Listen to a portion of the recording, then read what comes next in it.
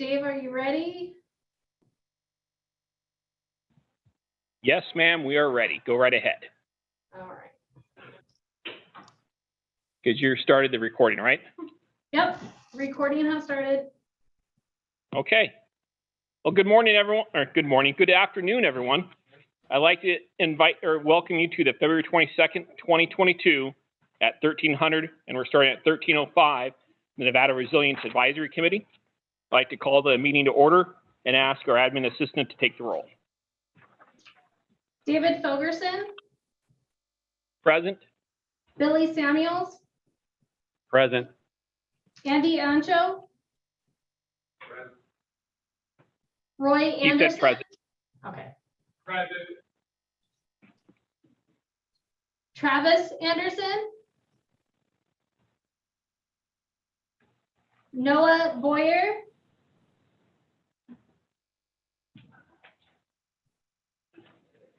Elizabeth Breeden,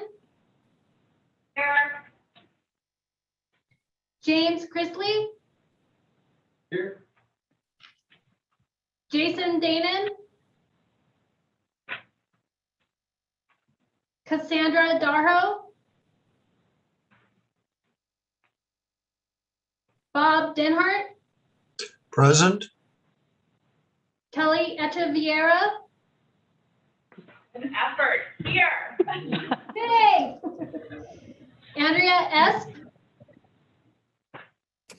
Here. Jenny Freeman, Here. Mike Heidemann, Present. Eric Holt, Present. Jeremy Hines, Here. Graham Kent,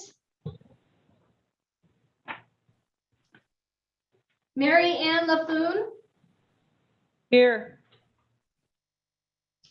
Chris Lake,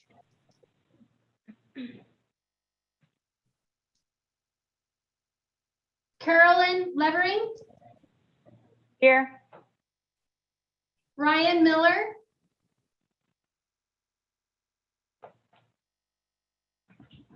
Thought I saw him on the screen. I saw him too. Where'd he go? I'm present. Okay. Tennille Pereira, Here. Matthew Peterson, Misty Robinson, Present. Rachel Skidmore, Present. Corey Zolfarino,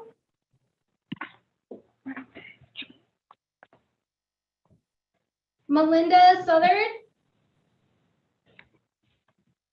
Carrie Underwood, Present. Mike Wilson, Present. Stephanie Woodard,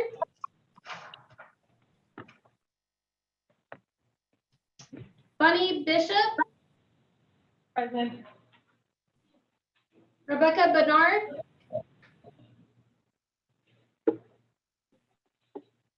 Melissa Friend, Here. Cheryl Gonzalez. Here. Hold on one moment while I admit some people. Moria Howenstein, Patricia Herzog, Casey, Sylvie Marks, Catherine Nielsen, Here.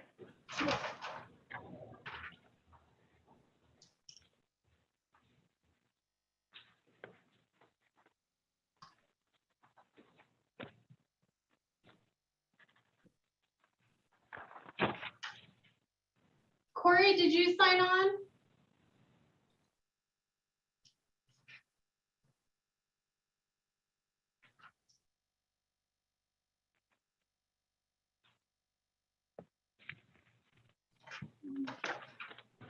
We have quorum. Awesome. Thank you, ma'am. Did any voting members sign on after she started taking a roll? Did we miss anybody? I see Matthew Peterson just signed on. Okay. Just that way we got everybody in. And Sam Bladdock, you're present too? Here. Thank you. Okay, with that, we'll move on to item number 2, public comment. This is discussion only. No action may be taken upon a matter raised on the item of this agenda till the matter itself has been specifically included on the agenda as an item upon which action may be taken. Public comments may be limited to 3 minutes per person, discretion of the chair. Comments will not be restricted based upon viewpoint. If you're watching it on YouTube and not on Zoom, we're actually here in the room with us for the first time in 2 years. You do have to hit *6 to unmute yourself. So open it up for any public comment. And we'll start first in the room here in Vegas. Hey, Dave, this is Billy Samuels. This is nice to actually see everyone in person. This is pretty cool. A lot of people we saw for the last 2 years. I think what we need to look at is how we can do this at least once or twice a year. But I'm really big on weather. So let's come down here when it's nice and cold up there. And when it's 120 down here, let's make it up north. So if we can look at that and see how this committee can, I know everyone is restricted on funding at times, so maybe we can figure out a way to get that in place. We're all falling back on technology so much that we miss the interpersonal part. So if we can look at that, Dave. Absolutely, and I think obviously we can't make a decision on it today, but I think we talked about this previously, and the decision I was trying to go for was we in-persons and 2 Zooms, since we only have to meet once a quarter. That way we can actually still not have to make everyone travel too much, but still have meeting locations if people did want to travel someplace. Any other public comment from here in the room in I was going to say Carson City. It's so nice not to be in Carson City. In Las Vegas, or the great city of Henderson. Sorry about the tardiness. Elko's on. Thanks, Matt. Open up for any public comment for anyone on Zoom with us. Any public comment besides Matt? Okay, anyone on the phone? *6 to unmute yourself. Any public comment on the phone? Okay, we'll move along. We do have another option for public comment into the meeting. We'll move to item number 3. This is approval of meeting minutes. This is discussion possible action. Committee will discuss and review the minutes from the October 26, 2021 committee meeting. The committee may vote to amend and approve or approve the minutes as provided. Is there any discussion on the minutes that were provided in your packets for you? Jeannie?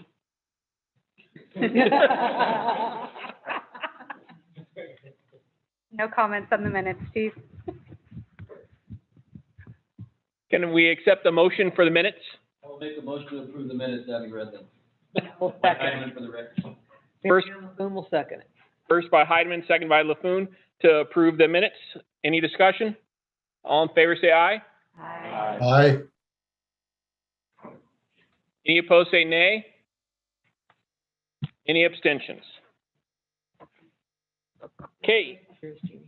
motion carries. We'll go to item number 4. This is updates from the Nevada Division of Emergency Management, Homeland Security, discussion only.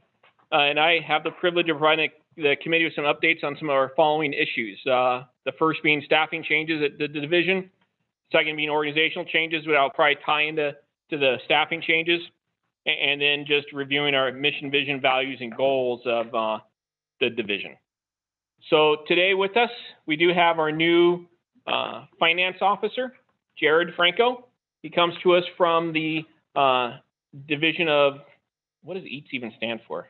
Enterprise IT. He comes from state IT with a few other backgrounds before that and some military experience.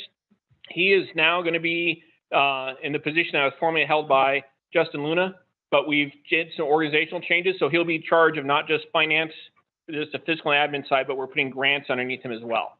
And so if you think of our organization, we're going to have a right side and a left side. One of those sides, I won't say which side's the right side. I'll let you pick what side you think is the right side. Will be finance and grants. And then the other side will be operations. That'll be by John Backendahl, who's also present with us today. He's the new deputy administrator, promoted that position a little while ago. We're working to fill his prior position. And Then we also have with us Suze Coyote, who was a recovery supervisor, who is now going to be the grant manager in Kelly Anderson's old position. And so she'll be supervising the recurring grant section with Samantha Hill Cruz, and then the recovery section that will have to still find her replacement, or she gets to find her replacement for. So with that, that's how we're going to try to reorganize the division. So we have a finance and grant side, so that way both those parts of the division are talking well together, and then operations side that's done by John. And we'll have preparedness with planning, training, exercise. And then we've renamed the part that we used to call interoperability because no one really knew what that meant. So now we termed it mission support because that's what FEMA calls it, is mission support. That's Melissa Friend. She'll be the mission support manager. So she's responsible for IT, communications, interoperable communications, facilities, all the stuff that makes the magic work for us. And I'd love to, if Suze, Jared, or John want to say something real quick, I'll give you guys a minute just to introduce yourselves and say hey. My name's Jared Franco, like Dave was saying. I'm excited to work with you all, honored to work with you all. Please don't hesitate to reach out if you need anything. Suze? Hi, I'm Suze Coyote. I've been working at DEM for the last 7 years in disaster recovery, and I'm excited to move into the position of grants manager, and look forward to talking to all of you that I haven't talked to and seeing people that I haven't seen for a long time. And, you know, same as Jared said, if you have any questions or issues, feel free to reach out, concerns, anytime. I've got some freshly printed business cards that I'm happy to hand out. Talk to you anytime. Thanks. Awesome, thank you. And we also have our 2 new tribal specialists. We have Jay. Oh, Josie. Sorry, I couldn't see you behind Melissa. Jay and Josie are 2 new tribal specialists who work in the Tribal Emergency Coordinating Council for us. And then we have Crystal, who used to be with us and now works for FEMA as our tribal liaison from FEMA in our office as well.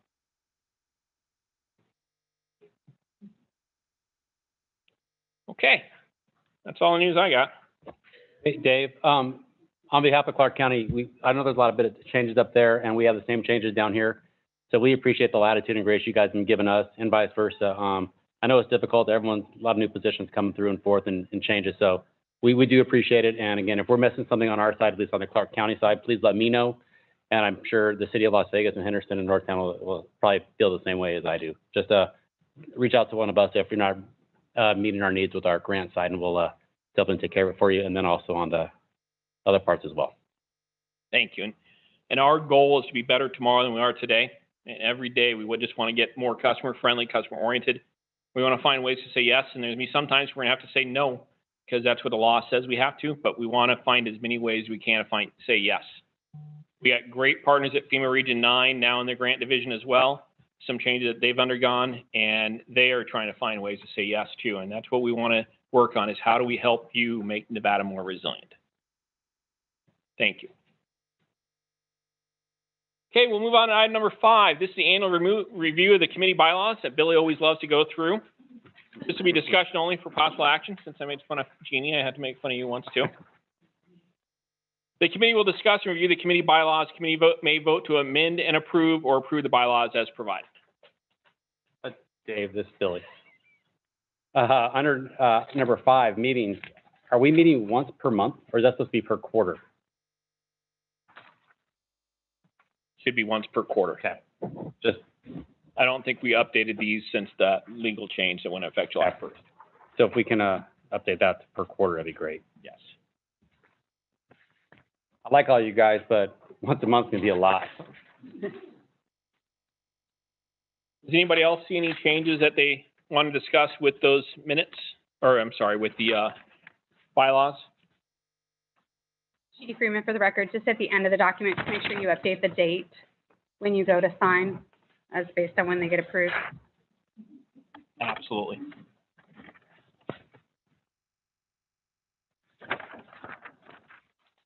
There's no further discussion besides the change that we meet quarterly, and then we update the date for when Chief Samuels and I sign it. I'll accept a motion for the minutes, or for the bylaws as they were recommended for change. Carolyn Levering, move to approve. Yeah, first by Carolyn, a second by Roy Anderson. Any discussion? All in favor say yes. Yes. Yes. All, any opposed say no. Okay, motion carries. Thank you. Someday. Gotta Like Simon says, say aye, say yes. be something no, different. say no. We gotta have some fun with this. Especially, I can't believe we're in person. I still can't believe we're in person. I feel like a little giddy kid because we're in person. That shine's gonna go off, I'm sure. Okay, item number 6, this is Homeland Security Grant Program, HSGP reports for federal fiscal years 17, 18, 19, 20, and 21. Discussion only, the committee will be presented with reports as to the status of subgrants awards up through December 31st, 2021 that were awarded during those fiscal years. What I want to do is, in the past, this took up a lot of time of the meetings where we went through these things. What I want to do is find a way that we give them to you, and if you find issue with them, then we talk about it. And if not, then make sure that you have that information, so that way you're holding us accountable as we hold the subgrantees accountable. Where you see items that need to be changed, we want to know about those things. But I also don't want to have a 45-minute presentation about this to the committee unless the committee really wants to have a 45-minute long about this. So I'm looking at this as more of the discussion item to provide it to you. If you see concerns, you have problems, we can obviously put those on an agendized meeting the next time, or you can call us and we can see if we can work those things out and fix those things. That, obviously, we can't make a motion for that, as that was my discretion as the chair to make it this way. But I'm looking at more of a consent item that you guys just see it, so that way we're daylighting everything we're doing. Anybody have any discussion on those reports? Yeah, this is Rachel Skidmore for the record. Go right ahead, ma'am. Thank you. Hey, so I agree with that. I think that's a fabulous idea to send out a regular that we could review, update, and then bring issue to the meeting. But I did have a question on the existing one spent down, and I don't know if this is an appropriate venue to ask a question regarding fiscal year 18. Is it on the agenda? Yeah, go right ahead. It's on the agenda. So my question would be, we have a little over $500,000 left on fiscal year 18. When is the time that 18 goes back to the Treasury? Because I was under the impression that it went back to the Treasury last September, but did that not, do we have an extension on 18?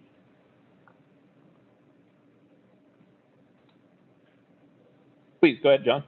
Hey, Rachel, it's John Backendall for the record. So we received an extension, so that initial 2-year operational period, DEM was able to extend it to the 3rd year of the performance period, and that will be the last possible extension to it. So the 1-year extension was imposed on that, with DEM usually maintaining the last 3 months for the ability for them to close out the grant. So you're looking at about a 9-month additional extension available to the end user. And then I know that we were able to re-obligate via Sam and Jay a portion of 18 for some short spend projects per our last open meeting for our Homeland Security fiscal year 21, where we were able to move some of those projects and utilize the de-obligated 18 funds. Is that $500,000 after the re-obligation of the fiscal year 21, or is that already accounted for, the $563,000? I do not believe that was accounted for in this. I think this report came out before that went through. So that's excellent news then. That means we have less than, what, $100,000 left then, right? That's a lot better. That's great news. Absolutely. I will follow up on that with when we get back to the office, and we'll have that report updated to see where we are with that, and make sure that if there is money on the table that has a 9-month period to spend on it, that we get it in somebody's hot little hands that can spend it in those 9-month periods. Because we don't want to return nothing. Agreed, especially when we're back in that national platform and I'm fighting and arguing with our federal partners on why we need more money. The less we send back to the Treasury always helps that argument, for sure. Absolutely.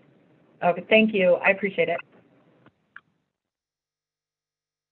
Any other questions, comments, remarks on that agenda item that was presented? And again, if there's little things like that, just let us know. We'll look into it and we'll see what we got. And next meeting, we'll bring it back. Or if it's major enough, we can have an interim meeting in between to have a discussion about it, make sure we're daylighting what we should be daylighting.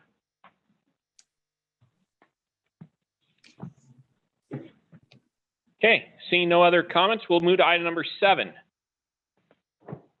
And item number 7 is the 2021 Threat and Hazard Identification and Risk Assessment, THIRA, and State Preparedness Report. This will be John Backendall. The committee will hear a report of the findings of the 2021 THIRA and SPR, identifying preparedness gaps that may drive the selection of strategic capacity to be maintained for the federal fiscal year 2022 Homeland Security Grant Program. John. Thank you, John Backendall for the record. So when we talk about these priorities, they were imposed on DEM from the federal government, being FEMA, actually 2019. So that year, we applied for the EMPG grant for the entire state and went through about 9 months of back and forth of being rejected, being told they weren't doing what they wanted us to do, but yet the guidance wasn't put out yet on what they wanted us to do. So we feel your frustration and how you've had to deal with grants from local to state level, because the state to the federal level, we got it handed to us tenfold. So we went through, again, 9 months of back and forth on our application process to find out we weren't doing anything the way that they wanted us to do. We were supposed to start focusing on a comprehensive analysis of the THIRA and our after action reports and apply that information into our grant application as priorities. So pick 3 things that were in the red on your THIRA or that you really stink at, and you want to take those as your priorities because now you've got well-defined gaps. So out of those gaps, pick some priorities. They were saying 3 to 5. We did the lowest bidder. We took 3 and decided to focus on 3 very important efforts at the time, which was logistics chain supply, pre-COVID, remember that, as well as a couple other items. Energy was one. And then from there in 2020, we did our application for 2021, and we focused on resilient communications, distribution management, and disaster housing. Those were 3 things that were down in the very bottom of our THIRA and our after action reports. So as a state, we have to look at those items, define those gaps, pick priorities to close those gaps. So in 2022, the application that we just submitted, or we're getting ready to submit, I apologize, we used the most recently completed THIRA, and what it showed was cybersecurity, fatality management, and health and social services across the state was defined by all 3 regions as we did a regional approach on the THIRA this year and looking at after action reports. It's not the only thing that was in the red. So we had public information and warning, operational coordination, cyber, physical protective measures, risk management for protective measures, fatality management, public health and emergencies, and health and social services. So we decided to pick 3 that kind of related to COVID, but weren't 100% related to COVID, that also defined other problems that were statewide. When it comes to cyber, we want to focus on something different, though, than cyber attacks. We're looking at the side effects or residual impacts from cyber. That's going to be the emergency management perspective in this. When we start thinking about not having power for 6 to 9 months or something along those lines, not having what we need when, as Billy said, it's 120 degrees in Clark County, air conditioning might be important. Or the snowstorm we all left in northern Nevada, we're all glad that our gas and our heat was working this morning. So we're focusing on these 3 items, and not as just a top tier strategy. The strategy is just the document that we submit to get the grant. Out of that, we got to put together what FEMA now calls the Integrated Preparedness Plan, the IPP. So you got to look at your plans, your training schedule, and your exercise schedule, and those 3 things need to mirror with these 3 priorities. So you can have some things that are outliers that don't directly tie to it, but the majority of our program is focusing on the 3 priorities that we select. Our preparedness program works with everyone in our agency, and then we give it to the chief to review and give us feedback on it. And the 3 we selected for this year was those: the cybersecurity effects, fatality management, and health and social services.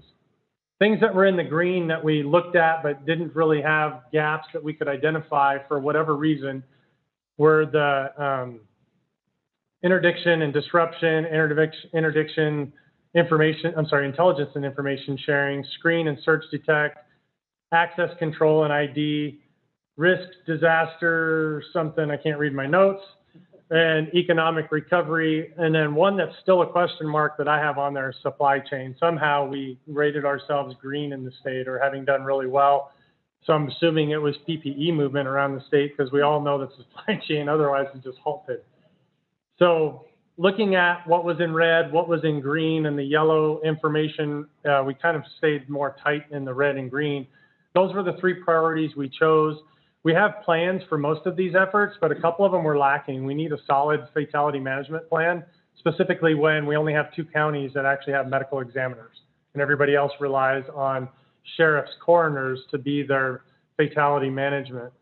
The training schedule for this includes everything from FEMA IS or independent study courses to FEMA offered L&G courses or local or government deliveries, and then the consortium programs where they offer a ton of different education processes for you, and then your exercise schedules. So if you're not an exercise person, there's things that are very simple to get exercises underneath your belts, like seminars and workshops. If you don't have a plan for one of these, you should be doing a seminar to develop what type of planning you should have, and that counts as an exercise. This week here at the Preparedness Summit for NEPA, it's a workshop. So we keep track of everything, we take notes of everything, and we build a product out of this when we're done and after action. So 2 very simple communication type exercises you could do, along with something we all became very easy and friendly with during COVID, was tabletop exercises. Not many people did full scales over the last couple years. And then one that hardly anybody uses is those games. So when you think about how easy it is to build an exercise schedule, and you really don't have to put a bunch of fire trucks and law enforcement and vehicles out into a scene, you can do things on paper and do some discussions. We want you to build that type of stuff into these exercise plans. So again, we've looked at these gaps. We developed our plan with you. So we did the THIRA back in October and November statewide. And then we went back through and did the IPPW, or the Integrated Preparedness Planning Workshop. Out of that, Rodney got to spend several months, I don't know where Rodney is, putting together the IPP, our Integrated Preparedness Plan, that we've submitted to FEMA by January 31st. It was timely. So it declared what our statewide gaps and priorities are. So all of that babble, you're all probably thinking, I don't work for the state, it really doesn't mean anything to me, but it does. Because as the EMPG application falls onto you this year, you're going to look at those priorities and you're going to identify one this year to be a focus of your efforts if you receive EMPG money. It's going to allow you to take the information that you supplied during the THIRA, use your AARs, your after action reports, and decide on a gap that you see your jurisdiction, your agency, whatever it may be, is really struggling with, and build a planning, training, and exercise schedule off of that. The old TEPW, now that IPP. You're going to build a plan that defines what you're going to do to close that gap. And then your quarterly reporting off of that EMPG grant should fall back into that effort. So we put out last year the preparedness framework for the state, which spells some of this out to you. Also spells out the minimum requirements based on the size of your agency or jurisdiction. So there's a whole lot of tools now in your toolkit to help you build this IPP. So we're hoping that as this builds, I don't know if you saw the strategic paperwork that Dave's been putting out recently, we're going all in on this. Everything we do is focused on the effort of defining our gaps, closing those gaps by selecting priorities, and then we're going to focus on those priorities with the planning, training, and exercise schedule. We're going to do constant feedback on that through these NRAC meetings, through the Homeland Security Commission meetings, because this is going to bleed into our DOE grants, the Department of Energy grants that we get. There's a focus that we can do on cyber effects and fatality management, as well as social services, when it comes to our Department of Energy money, as well as our Homeland Security grants. So we're going to encourage you by, if you want money and you apply for this, it's going to be part of the application process to define what your priority is going to be and allow you to go into what the state's been doing for 3 years. And it's painful. Anytime we make change, it's painful. We get it. We went through the process of not having any guidance and being told we kept doing it wrong, but we were doing exactly what the NOFO said, but it was still wrong because we didn't do the guidance. But the guidance didn't come out until 3 months after our application was submitted. So you're going to have everything you need prior to the application. You're going to have our IPPW that defines the 3 statewide. There's opportunities to expand upon that regionally and locally as well as to what your specific priorities may be to help close your gaps. We introduced our tribal partners. Sometimes their priorities and gaps are going to be different. We have school partners in here that their priorities and gaps are going to be a little bit different. But when it comes down to it, it's a statewide effort, it's statewide funding, so we want to tie everything back to this process, the IPPW, the IPP, Integrated Preparedness Plan, and use the information and the tools FEMA's given us to actually do a product. instead of getting all these tools and not using them and not using the efforts to actually be prepared. I think these three priorities and efforts that we've posed the last 3 years and going into this coming year, the cybersecurity, fatality management, health and social services, reflects COVID, reflects where we want to go in the future with other efforts, with all of our hazards. So think about it. Don't dig your heels in, because trust me, you're going to eventually, heels are going to snap and you're going to fall on your face as we continue to pull you forward. It's an effort that we have to do to get the federal government money. And the rest of the states had to do it this year for the first time during peak of COVID, and it was kind of enjoying to watch them struggle what we went through 2 years ago. And they actually used the Nevada plan this year as a statewide best practice, a nationwide best practice. So Bill Elliott and his planning team were able to put together products that were the nation's best practice, because we struggled with it for 3 years. And I think we're on the right path. So we want to help you with that. We're not going to say, submit your application and 3 months later tell you did it wrong and figure it out. You're going to get everything you need ahead of time. We're going to be there for you. Suze's team, Samantha's team from the grant side, the efforts of Jared's whole program, taking care of all that financial stuff, and then the operational component on everything else that we do to help you write those gaps, pick your priorities, define the planning, training, and exercise that might help you in your jurisdiction meet those needs. You're not in this alone. We're going to walk you through it. We're going to help you through it. It's going to be painful. We're not going to say it's not. Change always is, but I think it's going to be for the better. And we've got a really good program on this now. The last 3 years, it kind of happens, and we don't have to, again, dig our heels in and fall on our face. We've got some good steps in motion to help us out. So that's what I wanted to talk to you guys about, because it's a big effort we've been working on for 3 years, and it's time for it now to trickle downward. So I'll take any questions on all of that information. Thanks, John. That was a lot of information there. And the one part I got to toot our horns about is that we are the national model now, because we figured out what FEMA was trying to get us to do. And it's not about having a grant staff write the plan, not having the emergency manager write the plan, not having fiscal write the plan, but having everyone write the plan and making it a cohesive document. And that's what really we finally came up with and how it worked. And it was nice at the National Association of Emergency Managers Conference when the FEMA administrators up there telling all the states, this is what you're going to do. And there was Garaducci, Alan Clark, Luke from Hawaii, and myself going, we've already done this. This is easy.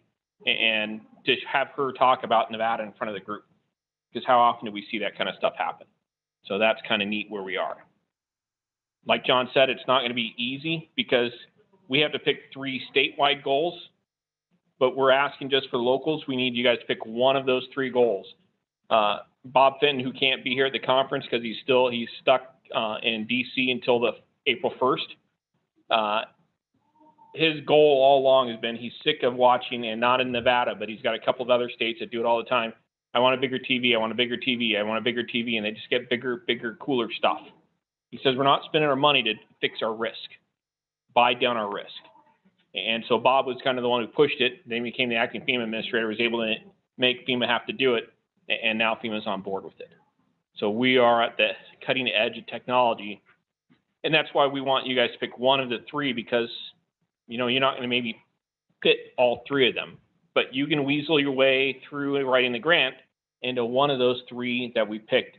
That was part of the reason why we looked at what we picked, to make it so that way any jurisdiction can say, we can do a little bit of this one. And that way we can all say that we're still trying to buy down the risks of the state. So I did have a question, Dave. As I was reading through the annual priorities, and I apologize for not calling you back because I brought up the question and you tried to help answer it. When we have overlapping grant years, which we clearly have a lot of overlapping grant years, how do you anticipate or expect the local jurisdictions to apply resources towards 2 different or maybe even competing priorities? So if we're all working on a 22 priority and a 23 priority at the same time, they're different priorities. What's your expectation on how we report that? No, it's a great question. This is John Backett for the record, because again, we fell on our face hard on this the first couple of years because we had 3 grant years open, 3 priorities in each year. So we had 9 things we were trying to split up what we were doing, how we were doing it. We had one lucky part of the first 2 years, housing and distribution supply chain management was on both. But trying to split up what we were doing for each one, because we selected different trainings and different exercises to meet each one of those.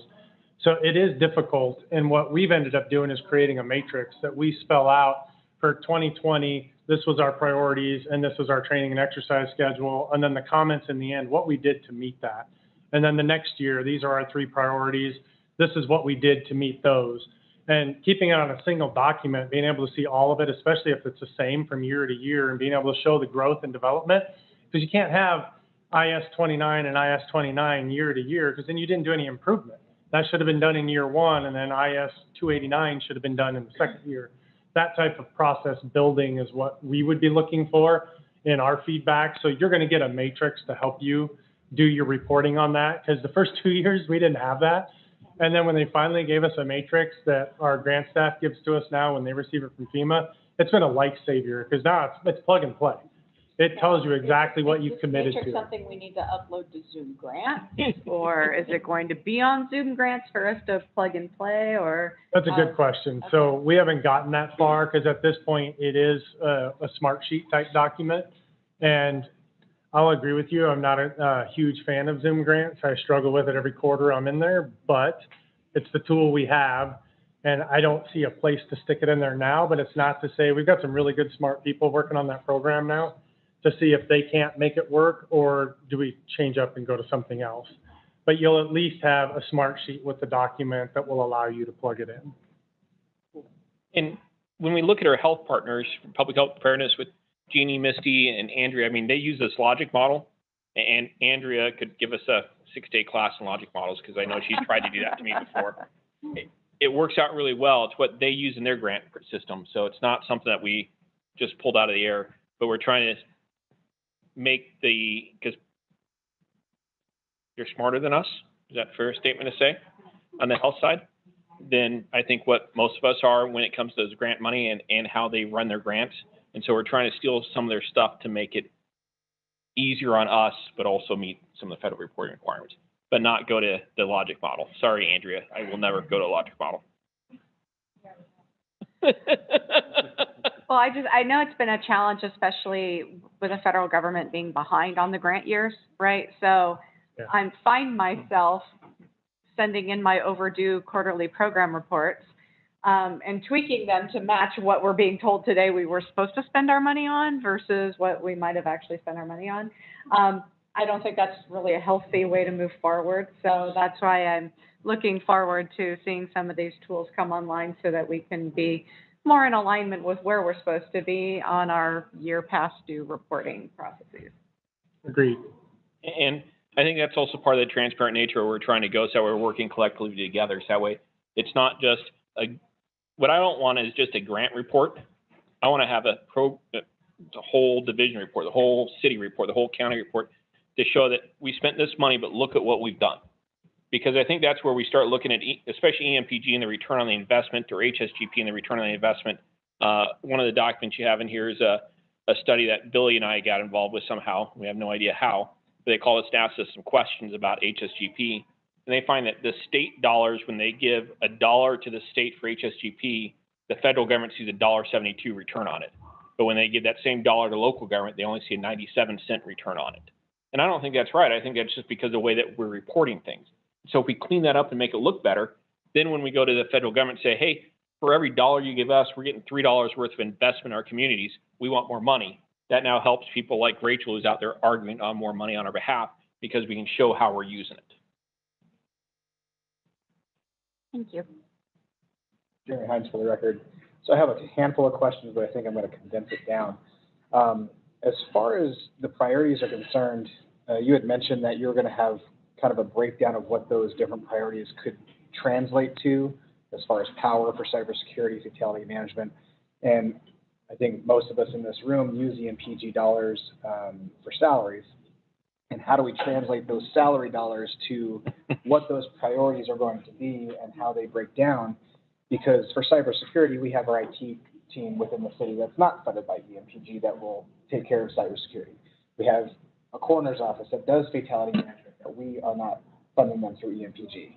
Have public health through the health district that I don't fund them through EMPG. So to have my staff who is currently salaried under EMPG do these functions, I don't know how it breaks down to match those.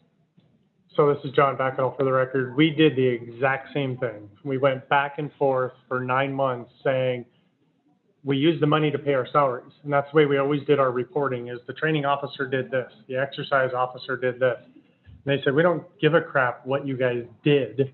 We want you to define how you closed a gap. We know it goes to your salary. We don't want to go in front of the US Congress and say, well, they're using it to pay their salaries. They want to go with a report that says they started at a 4% capability at fatality management. 2 years later, they were at an 18%. That's a 14% improvement. Is it still great? No, it's still in the red, yes.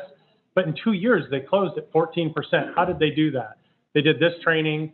They wrote a plan working with your coroner's office. They did these trainings, whether it be directly with the coroners or not, just the emergency management side of fatality management. How are you accounting for bodies? And you guys have a great, I shouldn't use great. You guys have a horrible example of fatality management with 1 October.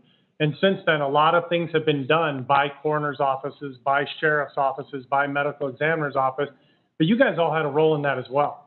So you would define those efforts that you did in planning, training, and exercise is how you close that gap. The hardest part to all of this is justifying that percentage of gap closure that you're assigning to that particular hazard or that priority. And we're working on that to make it much more definable. So as you do your THIRA and your SPR every 3 years and every year, it goes down through those efforts, and hopefully you start to see those percentages that you're saying you've closed that gap. So you're not going to do these reports based upon people's salaries. So Ryan did this, Jeremy did this, Mike did that. That's not in there. It's for fatality management. We did this with the coroner's office or this on our own to manage this many bodies, because currently Henderson can only manage 2 bodies. We now have a capability of 6 because of this. So that type of efforts is what you would want to report in your reporting efforts, those quarterly progress reports. Don't ever put what you did for your salary, because it doesn't work, and that's not what they want to see, and that's not what they want to report. The end line out of this, what we see, is them continuing the EMPG money and potentially escalating the EMPG money that's coming out from the federal government. If we can show we're actually doing something with the money. All we've been reporting for years is they paid John's salary. And the U.S. Congress is like, all right, great, you paid John's salary. They need to find another way to pay John's salary, so we're going to cut their benefit by this much. So if we can continue to show that we're using the money in a positive way and reporting out on those reduced gaps is the way you want to report on those. And thank you. Makes sense. It does. It was a hard pill to swallow, but once we started doing it, it made a lot of sense. So my follow-up question to that is, the THIRA process I know comes from the FEMA doctrine, I guess. I don't know what you would call it, but CPG. I think anybody, yeah, it comes from CPG, but that inherently is flawed, just as it comes down to, from you guys down to a local level. And so with all of this being predicated on how that process is ran, is there plans in the future to make that process better? So John Backett, for the record again, there is. So this was the final year. We do SPR every year, Stakeholder Preparedness Report. So last year was the last SPR. The THIRA, the Threat and Hazard Identification Risk Assessment, actually takes place next year as a new cycle for 3 years. So we have the opportunity to write better, more appropriate, maybe higher risk scenarios to then we find our gaps and priorities out of. And actually find gaps within all of the capabilities and not just a handful. Correct. So FEMA only required, I believe, 17 out of the 32. So we're looking at adjusting that to where it's going to be wide open. And some of them can cross over to where you can have 2 or 3 core capabilities in the same scenario, allowing you to focus on multiple things instead of being so tied down to one. So you'll get information from Bill as we progress through this process on, here's our opportunity, let's build the THIRA process on what you want to see as your scenarios this year. And then we can have that available for the processes this fall when we do the full THIRA.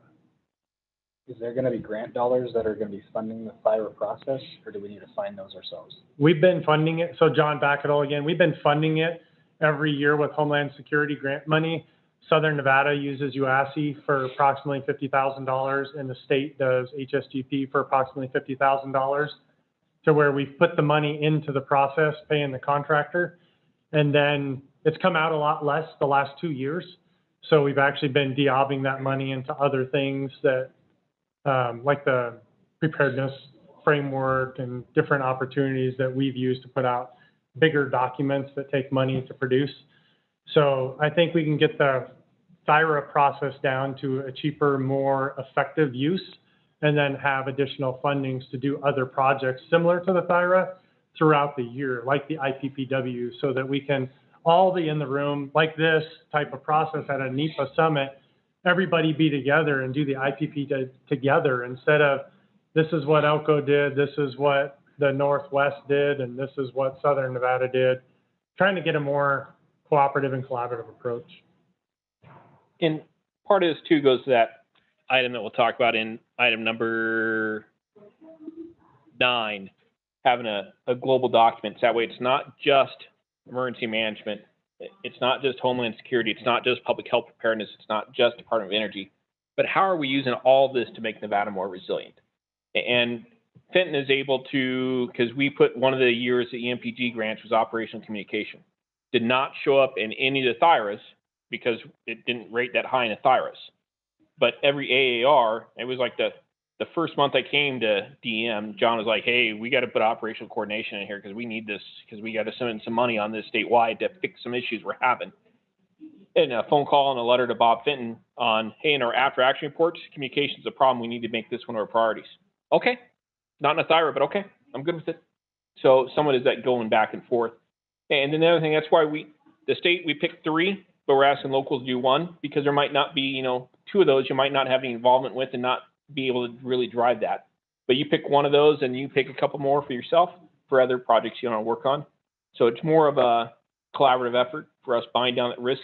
And like John said, it's more on how we're reporting that we're buying down that risk, not just saying that we spent $6 million in EMPG funds and we did some cool shit last year. Public meeting, cool stuff last year. Please delete that from the minutes.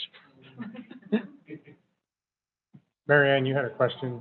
Oh, no, I think some of the other people kind of already got them out. I was just wondering, because also with us, we have to, when we did our THIRA this year and the way we are looking based on previous conversations, is we're going to be working more as a region over there, because otherwise other areas have not been really active in it and producing outcome. And that's not going to be well on the report if we still have these, that's a big gap. So, and I just wondered if we are still going to be looking at doing that as kind of how we did it, is bring them all together in that, those 4 other counties and try to help work it together. And then if we can do our exercises and tabletops and all that, because come on, let's be honest, we're what we got. So, and so I was just wondering how we were going to accomplish all that. Great question, Mary Ann, and absolutely, this is all about communication, collaboration, partnerships, and part of what we did, and what you guys had out there in Elko was perfect. You really had the healthcare coalition all sitting there for your meeting, and that's what the other part we want to do is, and we've been talking to Melinda Southard about next time they do a jurisdictional risk assessment, their JRA for public health side, do that at the same time as doing THIRAs. That way we can see how do we interact more, and we're not fighting each other, but we're working collaboratively together. Got a great new EM over there, so push it all through. John? So John, back it up for the record. To add on to that, Mary Ann, the regional approach is fantastic. And it was even put in statute that you can have a regional emergency manager if you wanted. So not telling you to do that, but it just pushes that limit like the Quad Counties has to make that northeast or far east, as I used to say, jurisdiction. I think it's a good effort. And you guys by far had the widest range of people at your THIRA, which was cool. You had your higher education people there. The hospital was there. I mean, that's the effort, especially in smaller communities, you have to have. and Dave mentioned bringing other facets into this as well, like the JRA. We're also going to have hazard mitigation there, to where the mitigation program is going to be there to talk about that. We keep sending out individuals to do, you know, one little piece of a project when they're all getting the same information to do the same thing, just with a different title. Because one of us reports to this group at FEMA, another reports to CDC or FDA or whatever it may be. If we're all doing the same thing and we just have a different title to it, we should all be coming together. We should all be sharing the information. We should all be coordinating together, reducing the amount of crap we have to put into all these other meetings, and getting right to the point and having that opportunity to have us all at the table and hear what health has to say, what the schools have to say, and be coordinated in those efforts. It might change, and I think it will definitely help the THIRA process moving forward. Because when we were out in Elko, communications was the big problem. A tribe can't talk to the city, can't talk to the county, can't talk to the next county, can't talk to law enforcement, can't talk to fire. There's a big communications problem out there. So totally makes sense to make that a defining scope for your area. And that's what we're looking for, is to have a more collaborative effort, not only just in the local jurisdiction, but for our office, to bring all the right players to that meeting, all the partners from other state agencies at that meeting. Bring NDOT with us, bring ESF 8 Health with us. So we're all talking and coordinating at the same time and hearing the same thing. Other questions, Marianne? I said thank you. Other questions, comments in the room? Questions or comments online?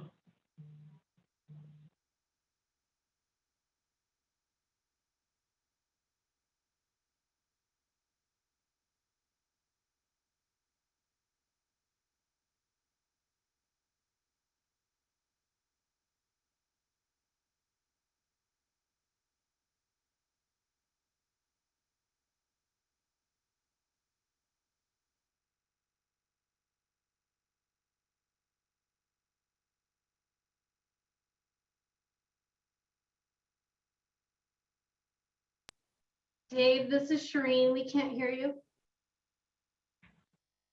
How about now? Okay, yes. Thank Okay. you. And Wow. as a reminder, when you are talking, be sure to state your name for the record, please. Thank you. Thank you. It's Dave Fogerson, and I'll call item number 8, the state and local cybersecurity grant programs, discussion only. We'll discuss with the committee the new state and local cybersecurity grant program for the state of Nevada.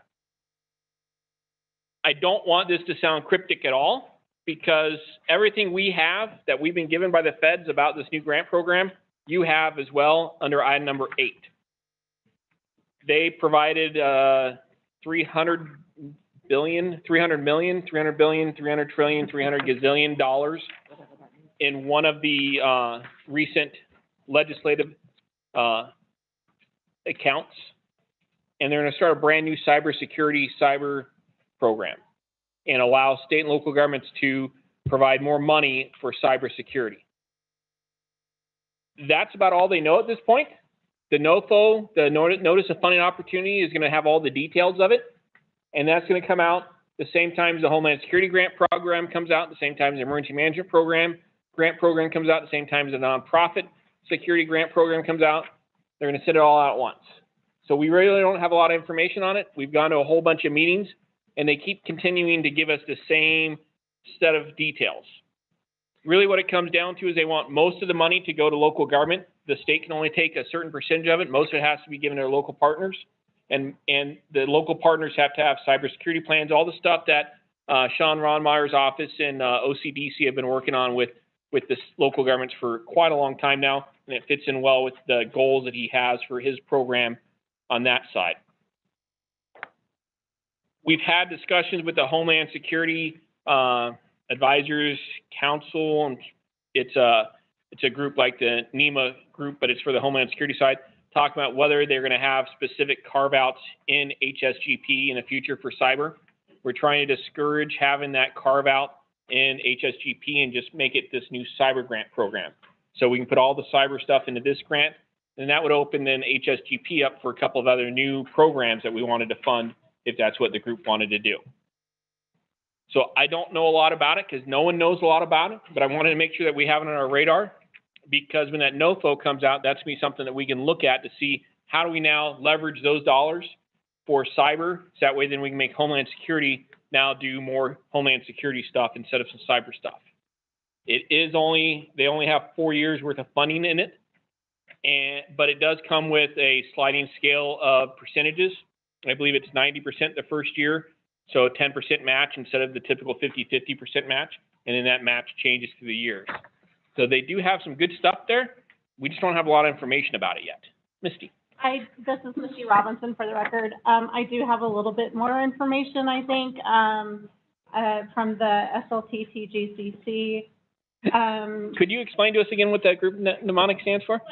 State, Local, Tribal, Territorial Government Coordinating Council that works with CISA, which is Cybersecurity and Infrastructure Security Agency out of the Department of Homeland Security. How about that? Okay. You rock that. So I'm a member of that council, and there is a work group called the External Stakeholder Working Group that works a lot with the other DHS programs. So we spoke to Tom Philippone, who is from DHS, who has been talking to us about this particular grant. It will go actually over 5 years, what I'm hearing, over $1 trillion, I think. 3% goes to tribes, 5% goes to the feds, 5% goes to states, 5% goes to rurals. Applications should have to include all projects in the state. So if there's multiple projects, it goes under one application. Implementation plans assess, you're supposed to address imminent threats, which you don't really know what imminent threats are until they are actually imminent. So that's a little weird. The precondition is that you need to have a cybersecurity plan. The legislation requires a cybersecurity committee.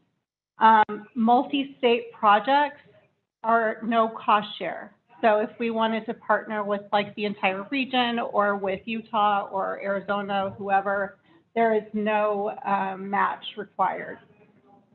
And there's possibly the capability of using in-kind cost share. Let's see. CISA basically said they still need to plan on their part. So still is a work in progress, as you said, Dave. But they are going to have a series of stakeholder meetings with the SLTTs in February. And I'll be participating on a call this week sometime, or hopefully next Monday, because this week is NEPA, so I'd prefer not to have it this week. So I'll probably have some more information later on this week or next. Awesome, thank you. And it fits with everything we're hearing from NEMA, everything we're hearing from the Homeland Security Advisors Council. Everyone knows how it's going to work, but we just don't know how it's going to work. And because some of it is legislatively intent, and that's where like the committee, and so we had some discussions with the governor's office about, because the original stuff said that the cybersecurity information officer for the state would have to run the grant program. And we got that nixed because cybersecurity grant officer wanted nothing to do with having to do that. So we're looking to run the grant program through the Division of Emergency Management, and then using a subcommittee that we'll talk about when we get to item number 10, but I want to get through 9 first before we talk about 10, making a subcommittee, because the NOFO is going to have specific requirements of who can be on that committee to review the projects, because they don't want a bunch of us just voting on these projects. They actually want cyber people to look at it. And so we'll talk about that when we get to item number 10. So then we can still use our process of using NRAC, Homeland Security Finance, Homeland Security Commission for that approval process, but adding something else here to vet those projects for us. Thank you so much, Misty. You're welcome. I hope that helps. Any questions, comments, concerns on item number 8? Again, I'm sorry we don't have more details yet, but my big worry is that the real details will become when they issue the NOFO, and then we're trying to write the grant application as we're trying to figure out what the grant application says we're supposed to be doing with the grant. But get with your cybersecurity folks, especially with what's going on right now, and talk to them about how we protect that cyber side. And that's what this grant money is supposed to be on, that cyber side, not on the consequence management side that we deal with Homeland Security and emergency management. But the true, putting the ones and zeros in the right places, that way people can't do the bad stuff to us. Okay, we'll move on to item number 9 if there's no questions. Item number 9 is review and approval of the emergency management and Homeland Security priorities. The committee is going to discuss strategic capacities to maintain the goals of emergency management and Homeland Security for the state of Nevada. Possible action may include the adoption of emergency management and Homeland Security priorities for recommendation to the Committee on Finance and the Nevada Commission on Homeland Security. So everyone should have a copy of this in your binders under, and it should be labeled number 9. Where's mine? Got it in the binder, okay. And it's got a pretty picture of some boots on the bottom. Yeah, 1 set of shoes and 3 pairs of boots. Starting back in 2017 or 2016, I believe, Caleb Cage came up with the idea of those strategic capacities to be maintained with working with Chief Steinbeck. And we put those strategic capacities to be maintained as a list of projects that we wanted to make sure that funded, that if we don't fund these programs, we lose resilience in Nevada. And it's things like the Citizens Corps groups. It's things like the fusion centers. It's things like NIMS trainings. The problem is that those are programs, not capabilities. And those only looked at it just from the Homeland Security side. And last year we had the discussion about, well, we're in the middle of COVID, shouldn't we be spending some money on healthcare systems and on public health? And so through the year, I've been having sidebar conversations with a lot of people about how do we make this better so that way we don't have just a list of programs that we're going to pay for this year, but how do we have a list of programs that if we lose resilience of these programs, we lose something in the state of Nevada. And so this document now takes those programs that we used before, or those capabilities we used before, now calls them strategic programs. And that's a fusion center, the Citizens Corps, NIMS, the CBRNE, operational communications, public information and warning, recovery, and planning. So I left those as we had them before, but now call them programs because that's what we're really doing. We want to make sure that SNCTC stays at their funding level. We want to make sure that INTAC stays at their funding level. If we lose $1 million and we got to take it from Cary, what impacts are we going to have? So that way then we can go fight to get $1 million for Cary. We'll get $1.1 million for Cary because we'll get them more than what they were going to lose. And so that's where the programs came from. And then tying everything else in, just like we talked about with the IPP and the THIRA, and putting in that we are spending money, because I think that we lose sight that it's only that Homeland Security grant program, excuse me, that feeds Homeland Security in the state of Nevada. But this is an enterprise. It's emergency management, Homeland Security, public health preparedness, it's law enforcement, it's fire EMS, it's all of us in a room. And that's why NRAC is made up of the diverse partners, because we are the Homeland Security enterprise for the state. And public health preparedness with Jeannie, Misty, Melinda, and Andrea are huge partners in this because they spend a lot of money on Homeland Security on the healthcare side.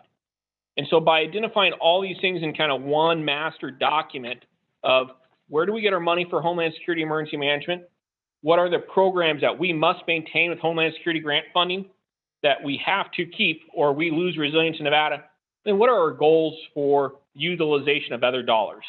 And then talking about what the other programs that we don't have jurisdiction over, like the healthcare or the hospital preparedness program that Melinda's shop has jurisdiction over. How does that all fit together? So that way we can say that this is how Nevada is becoming more resilient, not how we're looking at it from this lens or that lens or this lens, but we're looking at it from that bigger picture lens. And so that's why we came up with this year. Instead of that single page list of just strategic capacity to be maintained, but now list those as those programs we want to be maintained, and then listing those goals that come from the THIRA, listing the emerging issues that we talked about last year, cybersecurity, election security, public health, healthcare, and EMS. And then listing the grant goals for the public health emergency preparedness and the hospital preparedness program. So that way people can see that dollars are already going for these things and we don't need to put additional money into those. We need to go find those partners and talk about how do we make those dollars work better if we have an idea for it. So that was the concept behind this document. And it also includes, because the Farmer's Office does provide a grant for Homeland Security. They give every county $30,000 from the United We Stand license plates. So I include that in here, and then the CERC program, because that attaches into CBRNE. Trying to find a more holistic way of looking at it, what we're trying to do in the future. So that way, then if somebody says, hey, I need some money, you know, that doesn't fit our program, but maybe go talk to these folks and see if we can fit it in there. And when we come up with true goals for where we want to go as a state, as we buy down those risks over time. So that's my soapbox. That's my introduction. And now I'll open up for questions, comments, concerns, and ideas and thoughts. Jeremy Hines for the record. The emerging issues, was that just something was picked based on the current climate he is seeing? We're not going to have a whole lot of election security buy-in on a local level. And I don't know where this is going. The emerging issues, is that like the next list of priorities that we're going to start looking at and how we're going to put them into the capabilities that already exist?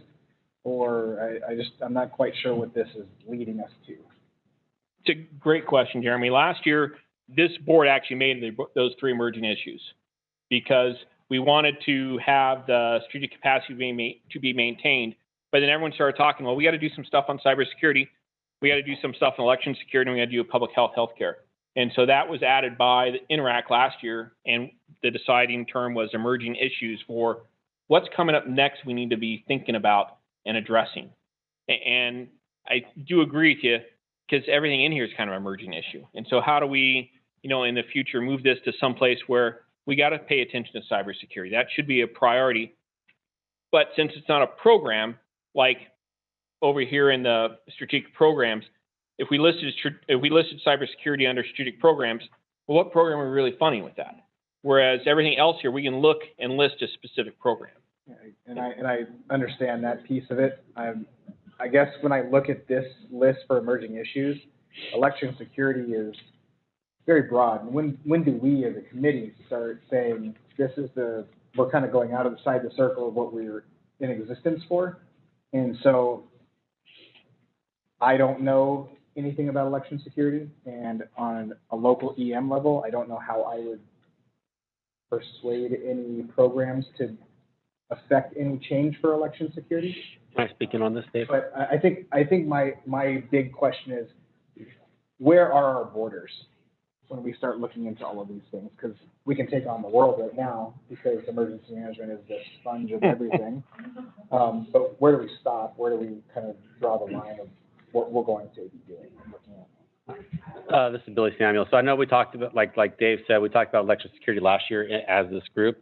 And if you remember, the UASI Fund did a couple of programs under election security. And with some of the Senate bills that came across, we have to make sure that that's there. It's just required. So again, whether that's this committee that has to, stand for that's a good question, Jeremy. But we did at the UASI recognize that it was an issue. I think, for the safety of our whole entire state, we got to make sure that election voting people feel secure doing that, or it's not the resilient side of the Nevada. I think that's where it comes from. Whether it's this committee's purpose, that's up for discussion.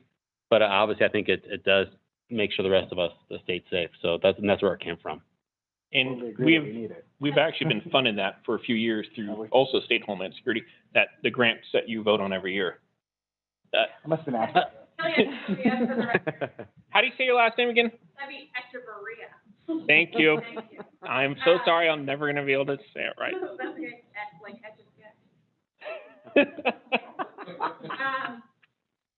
as memory serves, I thought we had taken election security off of the emerging issues last year, but, mine is a terrible thing to wait. But also, Jeremy, we were able to use CISA through our Homeland Security Assistant and bring them in and have them work with our voting team to make sure that they were secure and safe in their physical building and then also in their operations as well. But I thought we had taken it off. And last year, Dave Fogerson for the record, last year it went in, went out, went in, and I never was sure if it's in or out. So I put it in here since this is a draft document. We can decide if we want to leave that in there. I know that last year, Secretary of State's office did call me afterwards when we removed it from the NRAC side, and they said, we need that in there because we need to apply for Homeland Security grants. We always have. I said, oh, just because it's not in the document doesn't mean you can't do that. It just, that time it was over here in the programs. So I think it fits, maybe if you looked at it over here, I don't think it fits in the program side, because I know that they get additional dollars in other programs as well. And Jeannie? Jeannie Freeman for the record. In looking at the document, Chief, is this going to be something that looks to be an annual document, so a 2023 annual priorities document and so forth? And that's a great question, because that was something that at Homeland Security Commission, Chief Steinbeck and Sheriff Lombardo had a discussion with us about, shouldn't this be more of an administrative decision on the street capacity to be maintained? Why are we always voting on these every year? And so I want to daylight this to, do we do a new one of these every year, or do we make this a 3-year document and then we update it when we need to? What do we think works best for us, so that way we know how to buy down our risk for the future, but not have an administrative bureaucratic process to it? This is Rachel Skidmore for the record. Go ahead, Rachel. Thank you so much, Chief. So I just, a little bit of back on this one is that the original intent, as you stated, Chief, was to make sure that projects and programs that we agreed as a state needed to continue to receive funding had some level of something in writing where it was agreed to. So historically, the Homeland Security Commission has taken the SPR reports, and they have ranked, each one of the voting members ranked the FEMA core capabilities, and they would rank them by their top priority, their top 10, if you will. And so they would always come away with 5 of the average ranking top priorities that were the FEMA core capabilities, and that was the guidance from the Nevada Commission on Homeland Security to our working bodies at both the SHSP and UASC side on where we should be pushing those funds, so that so that the Nevada Commission on Homeland Security had a level of guidance and oversight. So that's separate from, I mean, that would be our purpose from receiving guidance from our own state leaders. But the purpose of this document, when Chief Steinbeck had put this through with Caleb Cage, was that we, instead of having so many new projects and so many different functions, that we would make sure we prioritize a few critical areas, like some of our CERT programs, the fusion centers, that they would receive their funding after being adjudicated through this process, that we would begin to look at new projects. So they even created above the line, below the line. If you're a strategic capacity to be maintained, you were above the line, below the line, and we went through all that. But I wanted to put this out there and echo what Jeremy was saying as well, is that those national priorities too, they're published every February in the NOFO, depending upon what the DHS secretary wants to give guidance for the funding for that year. So whether it be that cybersecurity, and just as a side thought, on some of the national platforms and calls that we've had with DHS, there has been a lot of feedback specifically with, I apologize, specifically with cybersecurity. A lot of states and local urban areas echoed that it is a really difficult arena for us to play in when it comes to mitigating and making sure that we have true impact. And so they had talked about creating a completely different funding stream, which of course is pending its release in 2022, which they're really excited about. And they're talking about how they're going to transition the HSGP funds away from that online cyber focus and put it in the hands of people that are extremely technical, know what they're doing, know how to have the biggest impact with the least amount of funds, so that they're being utilized appropriately. So in closing, I just wanted to say that this document, and just like what you said, Chief Fogerson, just because you're not on this document does not mean that you're not a viable project to be funded. The purpose of this, and it's grown so much since then, was just that we would list a few programs that we all agreed on as a state, that if we received no UASC funding that year, if we received limited SHSP funding, that we would make sure that our priority programs were maintained before we continued to fund anything else. Thank you, Rachel. I absolutely agree with what you said. And that was why the change to call them strategic programs instead of strategic capacities. So that way we know that these are the programs we want to maintain, and that those are the ones listed on page 6, because that was the absolute intent of this document, is that those programs have to be funded. But what other things as things come along? And I think Jeannie had another follow-up. Yeah, so Jeannie Freeman for the record, to follow up on what I was doing. I guess I just kind of see this document more as sort of an informational tool rather than it being a report that needs to be put out every year. Because I think when you look at, this is really helpful, especially for people who are new to NRAC or who might be serving on NRAC, to know that there's a lot of different funding sources that are available across the state. With that being said, the year is different for each granting entity, right? So some will run October to September, some calendar year, some fiscal year. And so that year is very different with what we look at. Plus, as Carolyn was mentioning earlier, we have these multi-year funding situations, right? So I think more as an informational basis, and not that it's taking people out, but it's showing like, where have we put our priorities, or where have we said that we need to make sure that we sustain and we keep, but then what are some of those other documents? Because unfortunately, sometimes the federal funding actually is the tail that wags the dog, right? We don't get to dictate what it is. They tell us what we have to be focusing on. And so with that, I think I wouldn't encourage this to be an annual document. I would encourage this to be more informational so that those that are out there understand this really is, as is mentioned in here, an enterprise. There's multiple players at the table. There's multiple things that are going on, all for the purpose of strengthening Nevada. And this is where we put our emphasis, and these are the things that we tend to focus on. Carrie Underwood for the record. Chief, I agree with what Jeannie was just talking about, and I think we should look at it from two different perspectives. Anytime you're talking about strategic document, if we do an annual reassessment of it, we're not actually being strategic. We're being very valid point. But I think you need to open the possibility if this board comes together and there's, to the federal agencies, obviously wagging the dog, if we need to be able to come together and agree that there needs to be a modification, say before that 3-year period of time or whatever, then I think you need to leave open that possibility because of some dynamic change that has happened that causes us to reassess what our strategies need to be. Very valid point. And what I'm looking for is, because like Rachel said, how this all started was by having people vote on what they thought the priorities were. But now we've got good data that shows us what our risks are and what we need to make our priorities. And I think we have very great past history of our programs working to buy down our risks. So we want to keep those programs funded. And so I'm looking for some place where we track all that and we keep it, that this is what our data has shown us our issue is. And these are the programs that if this program goes away, we are hosed in the state of Nevada. So we have to fund that program, but not have a strategic capacity maintain list that is just those projects, but make it so that way it's more strategic. And I do agree that, yeah, when you have an annual list, and that hit me upside the head pretty hard there, Carrie. Thank you. So Jeannie Freeman for the record, following up on what Carrie is mentioning, I think that then those kinds of ideas would beg for this to be a little more generic, and that's maybe more on that emergent issues section, taking up those bullet points and really just saying something more along the lines of the emerging issues are identified by looking at the data associated with the THIRA, the SDR, the JRA, those kinds of things, rather than laying them out specifically, because that emerging issue last year may not be that emerging issue this year because other things take that direction. Very valid point. Further discussion on this item? Carolyn Levering for the record. My only concern, getting on more technical grounds, was the listing of the programs. We somehow changed CERT programs to Citizen Corps programs, and they're not the same. CERT is a program within the body of Citizen Corps and not the other way around. So, and I just wanted to make sure that we were being careful about how we listed those. They're listed as Citizen Corps programs. Also, it's a City of Las Vegas Citizen Corps program when it should be Southern Nevada CERT.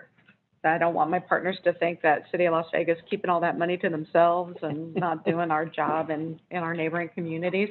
So those were just some of the technical issues I wanted to bring to light. Thank you. And that must have slipped through last year because I just took last year's list and copied and pasted it. So yeah, I don't know how they all got labeled as Citizen Corps program. Somehow we screwed that one up last year. Yeah. Mary Ann McClune for the record on the Citizen Corps. It all started out when it all first started because it all was under Citizen Corps because they were all going for the CCP grants, so Citizen Corps program grants. So everything became a Citizen Corps program. But to actually be a Citizen Corps program is a whole lot different than what we're all running, which even myself basically is a CERT program, which is, you know, it has elements of it, and I can belong to. I mean, we all belong to Citizen Corps, so the state actually owns more or less, I guess you would say, the Citizen Corps, but not us. I mean, that's why they changed me over from the NNCCP to Elko County CERT and what, you know, I have so many different names, I don't know sometimes. Tell me where to show up. No, that's how we work it. So, but, you know, that's kind of the thing so thank you, Carolyn, on that, because I was wondering about that, because I'm like, I've had issue with that when I'm calling for information, like for that governor's report, and then I get it from somebody that says Southern, you know, and they're like, well, where's the, well, no, this is the CERT program, so. Perfect. So Dave, were you looking for action on this item, or? I'm looking for action because this, to me, replaces the strategic capacity being maintained by making it the strategic programs. Okay, do you want me to take a shot at making a motion then? If you'd like to try.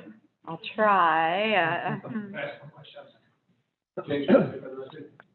You mentioned before the Homeland Security Commission, though, right? She gets together, she puts the top 5, they go to the Homeland Security Commission. Doesn't that come down to us as guidance, or do I have it backwards? Is this our recommendation to them based on that, or what? I know it came back to me last time that, hey, you guys didn't include cybersecurity. That was It came back to my boss, I don't know what's going on. What's the linkage and what's the right order, and how are we reacting to what their desires are, so we report to them? In 2018, they changed it so that way they weren't doing the voting anymore. They went to this list that Caleb Cage and John Steinbeck. That way we pushed it up. Before that, NRAC didn't exist, and so you had the Homeland Security Commission. You had those different bodies off of it. Yeah, you had the working groups and all those different things. So now NRAC really absorbed. I think Caleb got rid of like 27 committees to make this one group. And are you expecting this document to be pushed up annually? And that's what I think we can have that discussion about. Do we say it's just, I think we need to look at it, and maybe, you know, that's a valid point about calling it, instead of the annual priorities, call this our strategic priorities. And then we look at it annually to make sure those still fit with what we're doing, but not put here's a 2022 edition, here's a 2023 edition. Because these programs, I don't see the program part of this changing ever. No, either. It's just, I think what I heard last time was we still voted, I remember we voted cybersecurity was not included because we didn't have a valid program. I think our reaction was to include it as an emerging issue to answer that question. Absolutely. And if we take it off again, as a third, are we going to get that? It's still a priority, I'm sure. I think it's a priority for all of us with just what we're seeing right now in a foreign country. Certainly a priority of us at the Department of Education. But if you look at that, if we did remove the emergency issues and left emerging issues and just left that more blanket and didn't have cybersecurity, election, and public health in there, we still have the cybersecurity grant that's listed just 2 down from there and talks about that process is emerging. So that would make it something. And like Rachel said, just because the program's not listed in here, and that was what elections did. When we took elections out, elections still came in and got Homeland Security funds from us. But to me, cybersecurity, and Chief Samuels and I at lunch were talking about it today, that cybersecurity is probably our number one big scary issue, because it's going to be the thing that screws everything up, and nobody really knows when they're going to do it, how they're going to do it, who they are, and how we're going to react. I guess my question or my point is, can we decide here, should this be annual or every 3 years, when it's really a report to our Homeland Security? Absolutely. Thank you.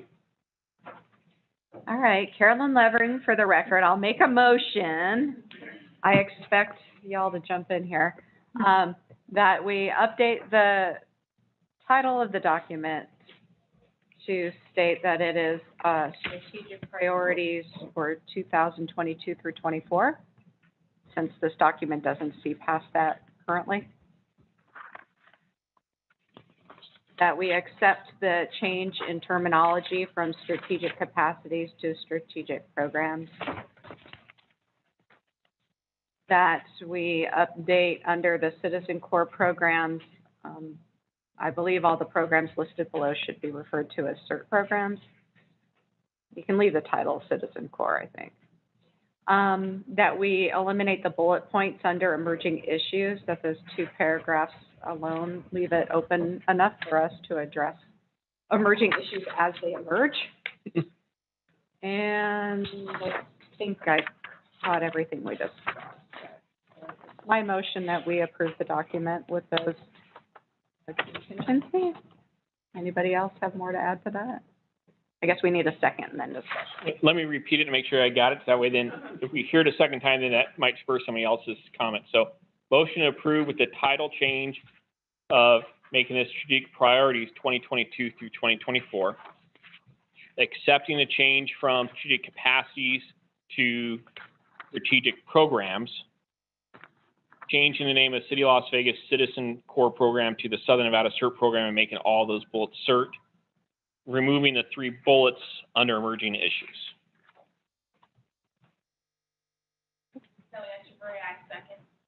Okay.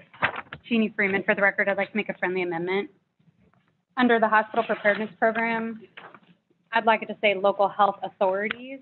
Not all of us are districts based on NRS. You think I know that by now? Is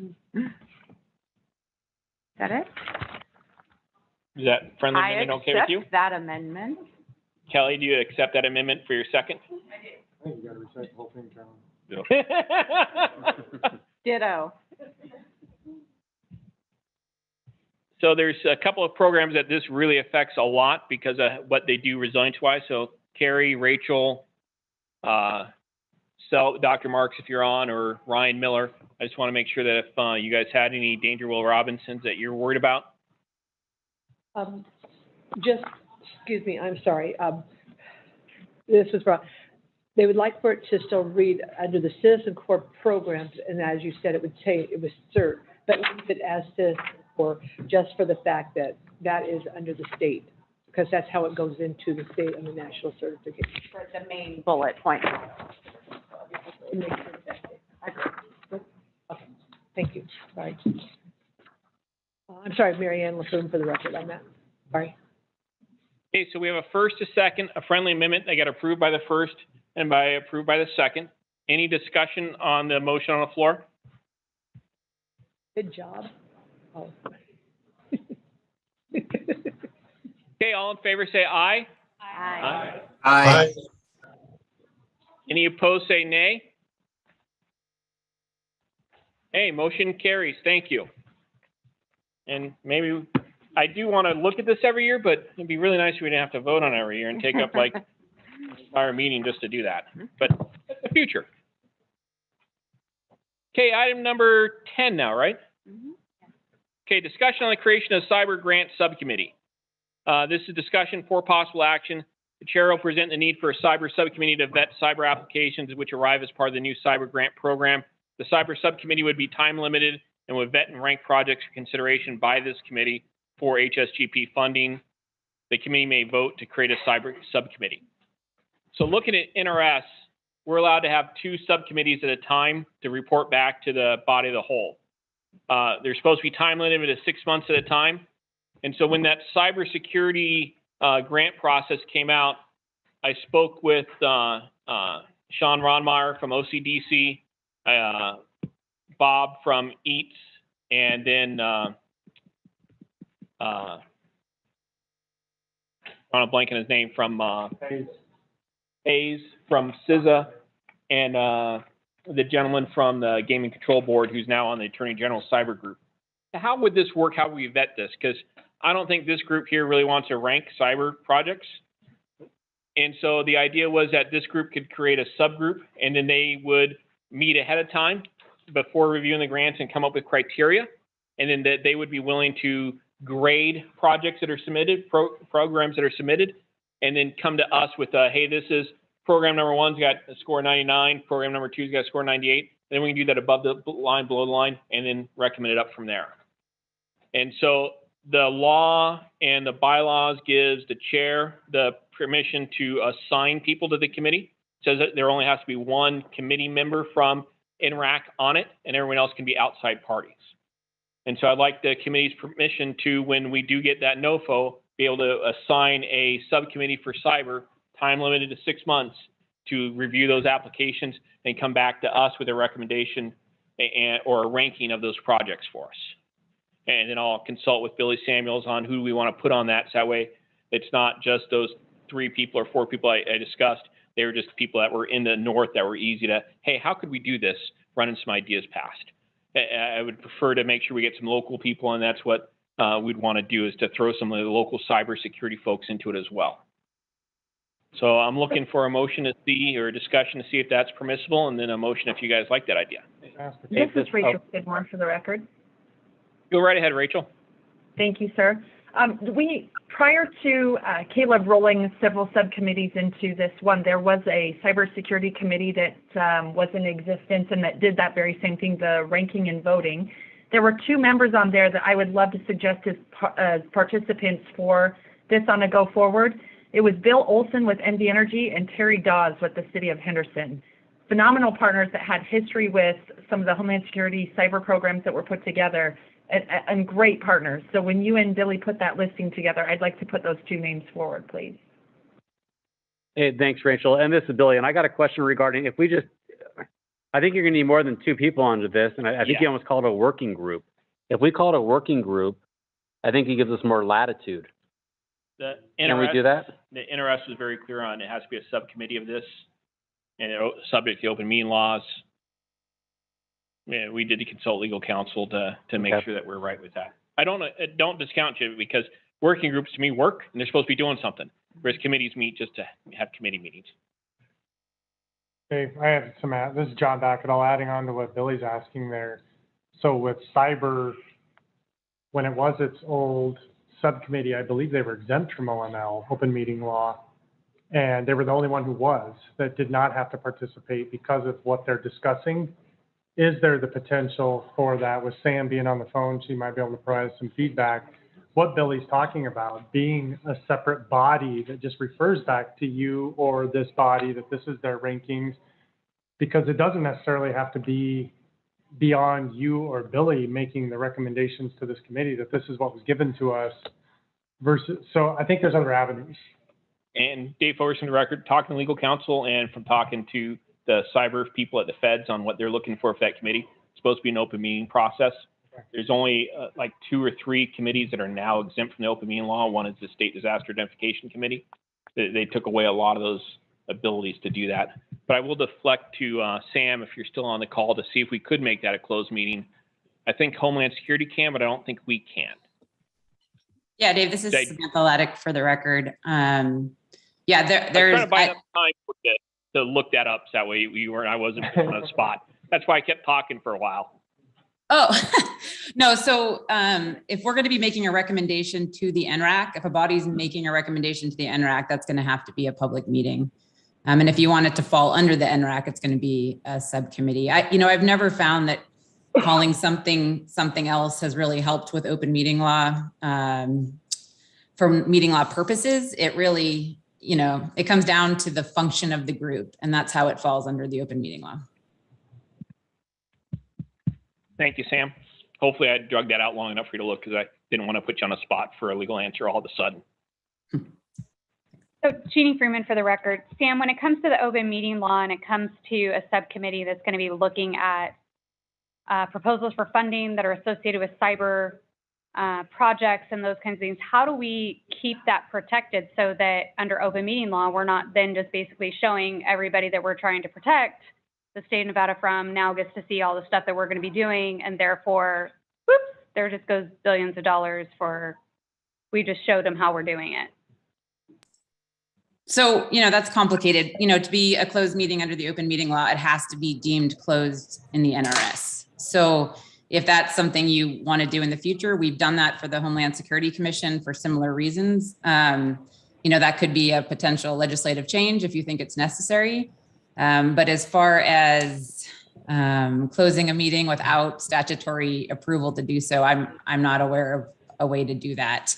Unless you do it, I think, isn't that how gosh, I shouldn't think out loud, but isn't, in the past, I think we had a different makeup for that group over the years. Like it went from a committee to a person to, and it depends on the makeup of the group. That's how you kind of fall under the open meeting law. It has to be a collegial body. It has to be providing a recommendation to a government agency. So, I think over the years, there's been some attempts to try to find a way to protect information, but as the law stands right now for the NRAC, I don't see a way for you to make it a subcommittee of the NRAC and have it be a closed meeting. I think there is some way that we can get away with what we're asking for them in the project scope. If we have the cyber folks figure out what information they want in that grant application, and that could probably help us, because if you just say it's something to prevent denial of, DOSs or DONs? Denial of service attacks. We can talk about that grant program without giving it the details that would give a nefarious actor the ability to fight against it. Because I would have to think that. Bob, go right ahead. I was hoping, again, that somebody with more knowledge would be talking. Thank you. Sure, no problem. Bob Denhart for the record. I'd just like to point out that we already discussed cyber grant applications in this public meeting. And we do it in such a way where we get an understanding of what's being proposed without providing a blueprint for how to attack the state. It is a tightrope, at times more of a tightrope than others, but it can be done. And I don't see any reason why the subcommittee couldn't function under open meeting laws and still perform its functions just as this committee does. Thanks, Bob.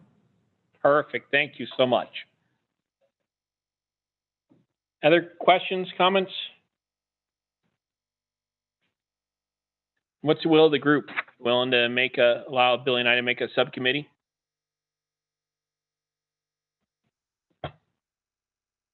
Make a motion, Mike? Yeah. Mike Hyman, for the record, I think what you're looking for is a motion to direct the chair or give him latitude to appoint a subcommittee for the cybersecurity program when the time is right, not to last more than 6 months. Okay, we have a motion on the floor for Mike Heidemann, Committee for Cybersecurity, no longer than 6 months. Roy Anderson, second. Roy Anderson, second. Any discussion on that action? I have one question, Jeremy Hines for the record. If you do choose members of that committee and they are submitting also a program within that grant, is there going to be enough people to abstain if they have to abstain? And will there be enough votes? I think that's a very good question. I think that's something that we can work with that committee about, ensuring that there's enough people there. And that's why when I talked to Bob and Sean about it, we talked about doing the criteria before a grant shows up. So that way then it becomes a little more fair. And it's not, I'm voting on my grant, but here's the objective criteria that we're grading this grant upon. And that was something that they were pretty big about, that they didn't want to rank the grants. They wanted to score the grants based upon a score sheet.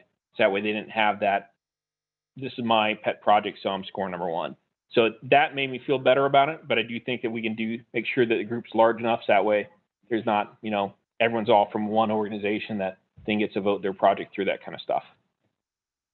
Yeah, ethics, ethical, legal, and moral, are pretty big to me.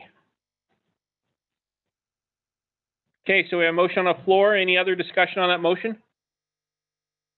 All in favor, say aye. Aye. Opposed, say nay. Okay, motion carries. Item number 11. I think we want to go backwards. Discussion of potential legislative requests for the 2023 session. The committee will discuss any forecast legislative changes for the 2023 session related to emergency management and homeland security. So I want to put this on each one of our agenda meetings. That way, as we lead up to this session, we can talk about what changes that we want to suggest for the legislative items. DEM does have 4 agency bills, and then the Office of Military does have 4 as well. And obviously, we have influence on, a lot of other items as well. The general and I and staff have been having some conversations about some things, and we're looking at going back into 414 and seeing what else we need to clean up under that after the change from DPS to Office of Military, because, there's going to be unintended consequences, and how do we clean that kind of stuff up? Looking to make it that with the IMAT teams, incident management assistant teams, it says right now people have to be volunteers. Propose a change that we make that so that way we can pay those people that are on those incident management assistance teams. and a couple other small little house cleaning items is what we've come up with so far. But I want to hear from the group and carry on this discussion until we have to turn in bills, and then we can change this from this agenda item to the agenda item on the report of those bills. That way we all stay up to date on what's happening with it. So I'd love to hear if anybody's got any ideas that we need to fix, change, or address in the coming session. Roy Anderson for the record. One of the things I would like to seek out, especially from our fire partners, is to see if there's ability for us to kind of reduce the number of drills that our schools need to conduct. Right now, as it stands, we have to conduct a fire drill every month, and for 5 months out of the year, we also have to conduct either a lockdown, some type of lockdown drill. So that means 5 out of our 9 months, we're actually doing 2 drills a year. Also, by law, it states that they cannot be combined drills. So therefore, we are having schools that are really just checking the box, going through the motion. Looking at some of our partners across the nation, I haven't done a deep dive into it, but I know, for example, LA Unified in California, they do, for their middle and high schools, only 1 fire drill every semester. And that's because their elementary schools do a fire drill every month. So by the time we get to the older groups, they practice and they go a little bit more in depth in their drills, as opposed to just checking the box and walking through. So what I would like to do is see if there is a kind of a desire to look at it, see if we can do a little bit more exploratory out there with nationwide, see if there's some leeway that we can do with it. Because right now, honestly, our schools, or at least the ones that I'm aware of, in Washington County, I'm not necessarily putting them on the spot, but trying to educate and then also to do drills that are meaningful to learn and actually do things, very difficult for our schools to do. And I hate for us to be put in a position of just checking a box and saying, yep, we did it this month. Yep, we did it this month. Or like they do sometimes, wait until the last day of the school year and do it whenever they can. But I just wanted to see if there was support from the group. We got something we can start exploring. Okay. Mike Wilson for the record, just to give you context of it, with the NRS 292-450 is the NRS related to drills. Right now, schools with a minimum of 15 drills a year are conducting a drill every 2 weeks. Wow.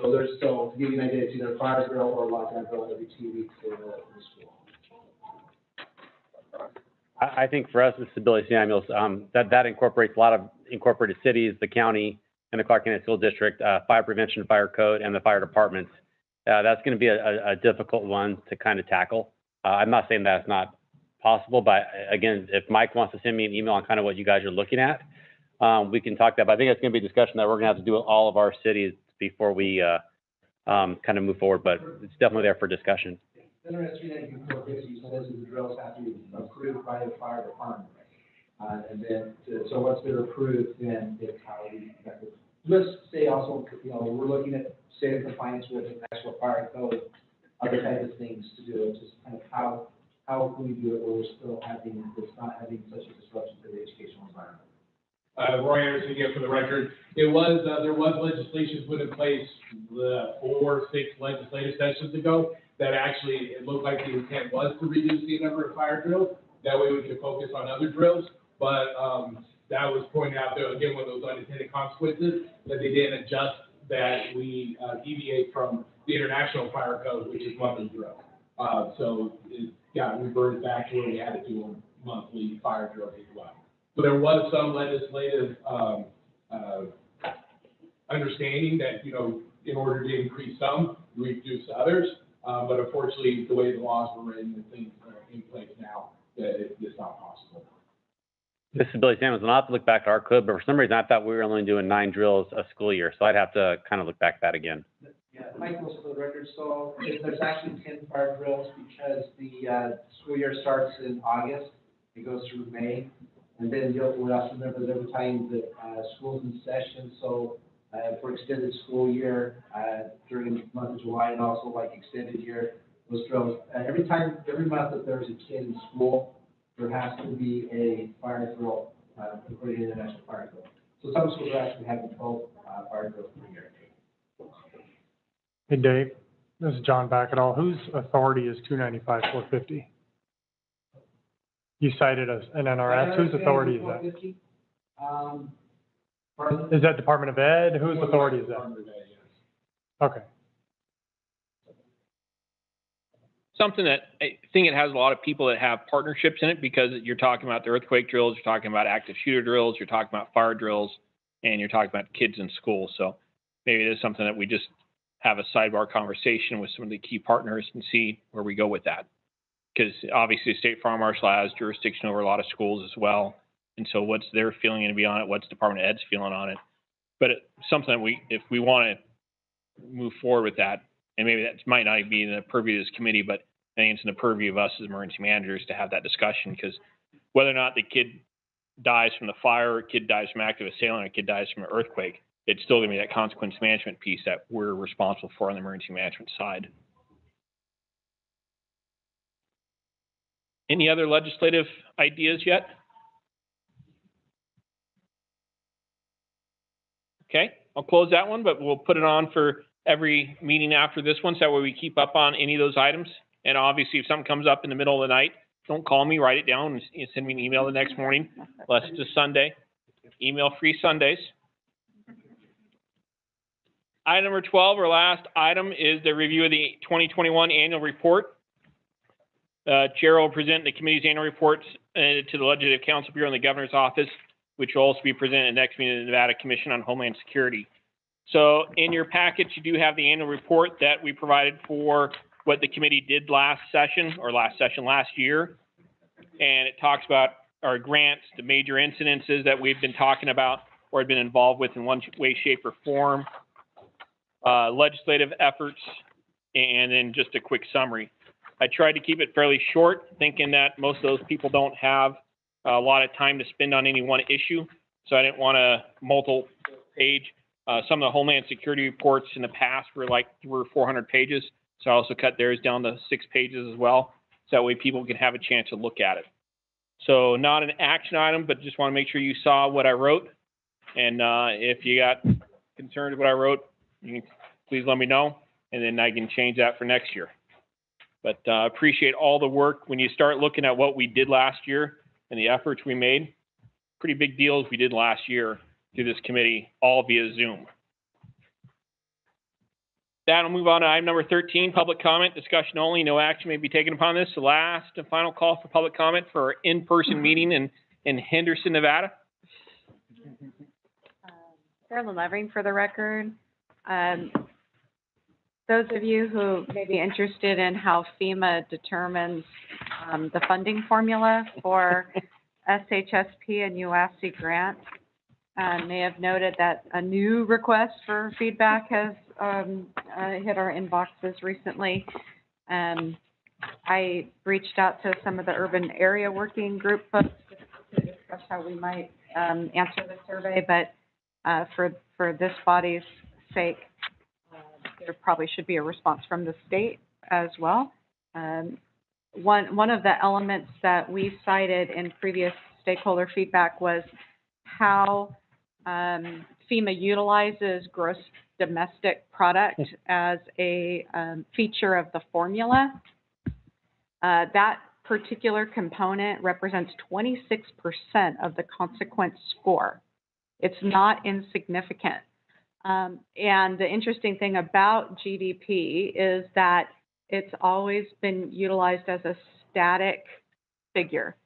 So if your state or urban area have a fairly stable GDP, then it won't impact your score much one way or the other. But if you have a interesting GDP like Nevada does based on tourism and the kind of features that we've all been living through the last couple of years, a lower GDP could represent a significantly lower score relative to other MSAs and other states. So this new questionnaire that just came out is focused on economic scale. And so I brought it to my management team looking for more expertise in this area. I don't think emergency managers know really how to read the data very effectively when it comes to how your gross domestic product is, what it's made up of. Questions about employment are on there as well. Questions about credit score are on there as well, like how could FEMA possibly use credit scores in a particular area or state as an element of GDP, right? So it could be argued that if you have the lack of ability to apply for credit post-disaster or post-terror attack more specifically, how does that affect your ability to recover?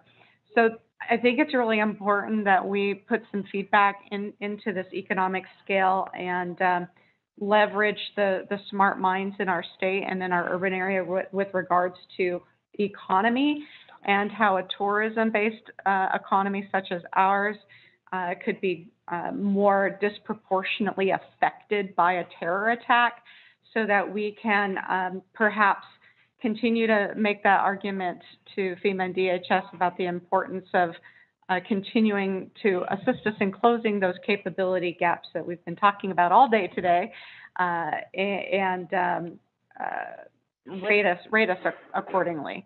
So I'm glad that they're finally hearing our concerns about GDP, its large presence in the risk formula, and that they're looking for ways to address it. Their big thing is always, what data can we use? What data points can we use that are apples to apples across the nation? So it can't just be Nevada saying, cry poor, look at our GDP was affected by the pandemic and you should pay us because of it, right? We need to be able to find ways that FEMA and DHS can utilize to apples score us across the nation, but that will hopefully make GDP more dynamic and less static and more responsive to helping meet our needs post-emergency, but also pre-emergency. Perfect. Thank you, Carolyn. Anybody else with closing public comment? Okay, we'll move to item number 14. There's no more closing public comment. This is a motion for adjournment. Roy Anderson, motion we adjourn. Roy Anderson with a first. Do I have a second?